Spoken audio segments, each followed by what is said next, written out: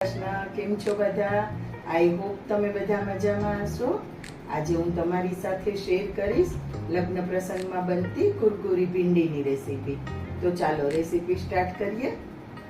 મેં 500 ગ્રામ ભીંડી લીધેલી છે. એને આ રીતે આપણે કટ કરવાની છે. મેં બધી ભીંડી કટ કરી લીધી છે.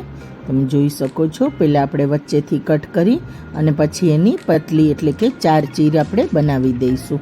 ને જો વધારે મોટી ભીંડી હોય તો તમે એના ટુકડા પણ કરી શકો છો ને પછી ચીર કરી શકો છો. તો આ રીતે આપણે બધા ભીંડા કાપી અને તૈયાર કરી લીધા છે. આ ભીંડી તમે લગ્ન પ્રસંગમાં જરૂરથી ખાધી હશે. ખાવામાં ખૂબ જ ટેસ્ટી લાગે છે. તો હવે અહીંયા મેં એક બાઉલ લઈ લીધેલું છે. એની અંદર આપણે અડધો કપ ચોખાનો લોટ લીધો છે અને 5 ટેબલ સ્પૂન જેટલો બેસન લીધેલો છે. હવે એની અંદર આપણે મસાલા એડ કરી દઈશું. તો અહીંયા હું 1 ટેબલ સ્પૂન હળદર પાવડર, 1.5 ટેબલ સ્પૂન અહીંયા હું લાલ મરચું, કાશ્મીરી લાલ મરચું લઈ રહી છું, 1 ટેબલ સ્પૂન ધાણા જીરું પાવડર અને થોડી એવી આપણે હિંગ લઈશું. હિંગ તમારી જે પ્રમાણે સ્ટ્રોંગ હોય એ પ્રમાણે તમે થોડી ઓછી વધારે લઈ શકો છો. અને 1/2 ટેબલ સ્પૂન ગરમ મસાલા પાવડર. હમણાં આપણે મીઠું એડ નથી કરવાનું. બાકીના બધા મસાલા આપણે એડ કરી દીધા છે. મીઠું હમણાં આપણે એડ નથી કરવાનું. મીઠું આપણે પછીથી એડ કરીશું. એને સારી રીતે મસાલાને લોટની અંદર મિક્સ કરી લઈશું. અહીંયા બધો જ મસાલો આપણે સરસ રીતે લોટમાં મિક્સ કરી દીધો છે. તમે જોઈ શકો છો. મને હજુ થોડો મસાલો ઓછો લાગી રહ્યો છે તો હું હજુ થોડો મસાલો એડ કરી રહી છું. તમે તમારા ટેસ્ટ પ્રમાણે, જે પ્રમાણે તમને તીખું વધારે પસંદ હોય, ઓછું પસંદ હોય એ પ્રમાણે ઓછા વધારે મસાલા કરી શકો છો. તો હું અહીંયા થોડું કાશ્મીરી લાલ મરચું અને હળદર પાવડર એડ કરી રહી છું. મારો લોટ વધારે છે, ભીંડાની ક્વોન્ટિટી વધારે છે એટલે એ પ્રમાણે મને મસાલા ઓછા લાગી રહ્યા છે. તો ફરીથી મેં થોડો મસાલો એડ કરી દીધો છે. હવે ભીંડાને મેં એક મોટા વાસણમાં લઈ લીધેલા છે જેમાં આપણે બધો સરસ રીતે એને મસાલો કોટ કરી શકીએ. તો ભીંડાની ઉપર અહીંયા હું 1 લીંબુનો રસ નાખી રહી છું. તમારી પાસે જો ઓછો ભીંડો હોય, તમે ઓછો ભીંડાનું શાક બનાવતા હોય તો તમે અડધા લીંબુનો રસ પણ નાખી શકો છો. એનાથી આપણા ભીંડામાં બિલકુલ જ ચીકાશ નહીં રહે એટલે લીંબુનો રસ નાખવો ખૂબ જ જરૂરી છે. તો મેં 1 લીંબુનો રસ અહીંયા ભીંડા ઉપર સરસ રીતે નાખી દીધો છે. હવે આપણે લોટને સારી રીતે ભીંડાની ઉપર પહેલાં ઉપરથી છાંટી દઈશું અને પછી હાથેથી એકદમ સરસ રીતે બધા ભીંડા કોટ થઈ જાય એ રીતે આપણે એને મિક્સ કરી લઈશું. એટલે બધા ભીંડામાં સરસ રીતે લોટ અને મસાલો મિક્સ થઈ જાય. આપણે બધા મસાલા નાખેલા છે પણ હજુ આપણે મીઠું નાખેલું નથી. મીઠું આપણે એકદમ લાસ્ટમાં નાખવાનું છે. જો હમણાં આપણે મીઠું મસાલાની સાથે જ નાખી દઈશું તો ભીંડામાંથી પાણી છૂટવા માંડશે. એટલા માટે આપણે મીઠું નથી નાખેલું. તો જે પ્રમાણે જરૂર લાગે એ પ્રમાણે આપણે થોડો થોડો લોટ નાખતા જઈશું અને બધા ભીંડાને સરસ રીતે કોટ કરી લઈશું. મને હજુ થોડો લોટ ઓછો લાગી રહ્યો છે તો હું હજુ થોડો લોટ ઉપરથી મિક્સ કરી રહી છું.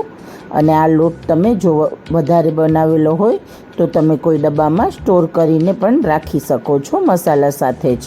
ફક્ત આપણે એમાં મીઠું નથી નાખવાનું. આ લોટને તમે મહિના દિવસ સુધી ફ્રીજમાં રાખી શકો છો. તો જ્યારે પણ કુરકુરી ભીંડી ખાવાનું મન થાય ત્યારે તમે ફટાફટ બનાવી શકો છો. ભીંડાને ફ્રાય કરવા માટે મેં તેલ ગરમ મૂકી દીધું છે અને આપણું તેલ પણ સરસ ગરમ થઈ ગયું છે. તો હવે આપણે એકવારમાં જેટલા એક બેચમાં આવે એટલા ભીંડા આપણે લઈ લઈશું. એને બાઉલમાં લઈ રહી છું. હવે આપણે એની અંદર મીઠું સ્વાદ અનુસાર નાખી દઈશું. તમે જે પ્રમાણે ભીંડા જેટલા ફ્રાય કરવાના હોય એટલા જ ભીંડામાં હમણાં આપણે મીઠું નાખવાનું છે. બાકી બધા ભીંડામાં આપણે પછીથી મીઠું નાખીશું ફ્રાય કરવા ટાઈમે. તો એને મીઠું નાખ્યા પછી આપણે એમાં સારી રીતે મિક્સ કરી લઈશું. હજુ હું ભીંડાની અંદર થોડો 1-2 ડ્રોપ્સ લીંબુનો રસ નાખી રહી છું. એનાથી આપણો મસાલો એકદમ સરસ રીતે ભીંડામાં મિક્સ થઈ જશે અને ચીકાશ પણ બિલકુલ નહીં રહે ભીંડામાં. અને હવે આપણે મીઠું નાખ્યા પછી 1 ટેબલ સ્પૂન એમાં આપણે પાણી નાખવાનું છે. 1 ટેબલ સ્પૂનથી વધારે નથી નાખવાનું. ફક્ત બધો મસાલો સારી રીતે એમાં કોટ થઈ જાય એ માટે આપણે તળવા ટાઈમે ફક્ત તળવા ન હોય એટલા જ ભીંડામાં આ રીતે પ્રોસેસ કરવાની છે. તો આપણું તેલ પણ સરસ ગરમ થઈ ગયું છે. તો આપણો પહેલો બેચ એમાં ફ્રાય કરવા માટે ભીંડામાં નાખી દીધો છે, કઢાઈમાં નાખી દીધો છે.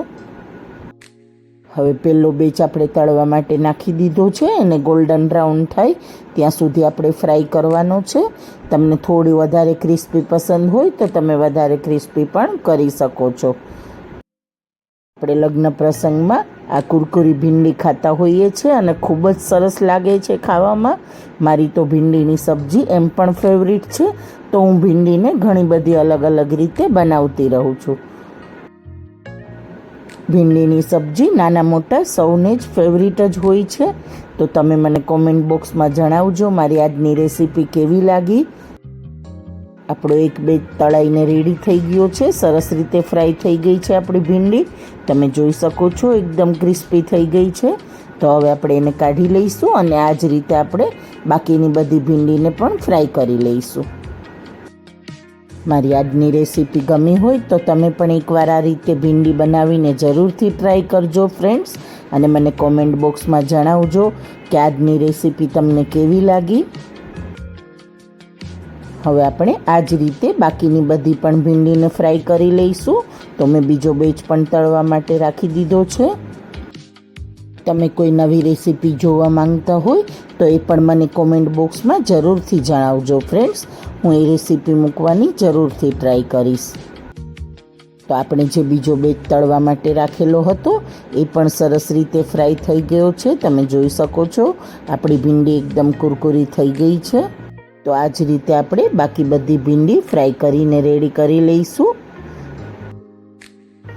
મારી રેસીપી અને મારા વિડીયો જો તમે ફેસબુકમાં જોઈ રહ્યા હોય તો લાઈક અને ફોલો પણ જરૂરથી કરજો ફ્રેન્ડ્સ. મારી કોમેન્ટ્સ અને તમારા લાઈક, શેર અને ફોલો કરવાથી મને ખૂબ જ ખુશી મળે છે ફ્રેન્ડ્સ, અને કોમેન્ટ તો જરૂરથી કરજો. એક વખત તમે પણ આ રીતે કુરકુરી ભીંડી બનાવીને જરૂરથી ટ્રાય કરજો અને મને કોમેન્ટ બોક્સમાં જણાવજો તમને કેવી બની હતી સબ્જી. આપણી ભીંડી તૈયાર છે અને એકદમ જ કુરકુરી ભીંડી બનેલી છે. હું તમને તોડીને બતાવું. તો મારી આજની રેસીપી ગમી હોય તો મારા વિડીયોને લાઈક, શેર અને કોમેન્ટ જરૂરથી કરજો. મારી ચેનલ પર નવા હોય તો સબસ્ક્રાઈબ જરૂરથી કરજો. તો મળીએ નવા વિડીયોમાં. Thank you friends.